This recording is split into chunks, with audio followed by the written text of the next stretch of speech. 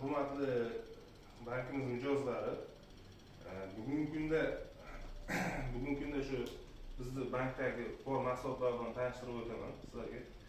Masalan, hamma o'zining murojaati bo'yicha o'sha kredit so'ragan bo'lsa, bu har bir tadbirkor bo'yicha kredit olyapti degan. Shu bo'yicha murojaatini tushuntirib o'taman. Har bir tadbirkor krediti o'sha aholini ishsiz qatlamiga, ya'ni ish bilan band bo'lmagan aholini ish bilan band qilish uchun ajratiladi. 33 milliongacha ajratiladi. Naqd pulda 5 million so'mgacha, plastikada 10 million so'mgacha ajratiladi.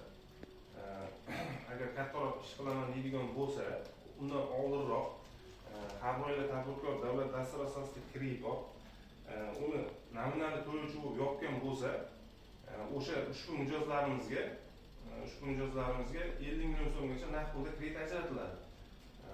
Bizni Tohir aka mijozimiz shu bo'yicha murojaat qilgan. Shu bo'yicha tushuncha berib o'taman. Oxirgi o'sha ajratilgan kreditni nominal to'lovchi bo'lib yopib, yana kredit olish istagini bildirsa, o'sha tadbirkorlikni kengaytirish maqsadida unga 50 million so'mgacha naqd pulda beriladi. Ayol tadbirkorlar uchun 24%, erkak tadbirkorlar uchun 25% miqdorda ajratiladi. 25% miqdorda ajratiladi. Undan tashqari yuridik mijozlarimizga 1 yil mobaynida ishlagan, aylanmaga ega bo'lgan, 1 yil mobaynida o'sha soliq to'lovlariga ega bo'lgan mijozlarimizga 312-sonli qaror bo'yicha 100 million so'mgacha garoz kreditlar ajratiladi.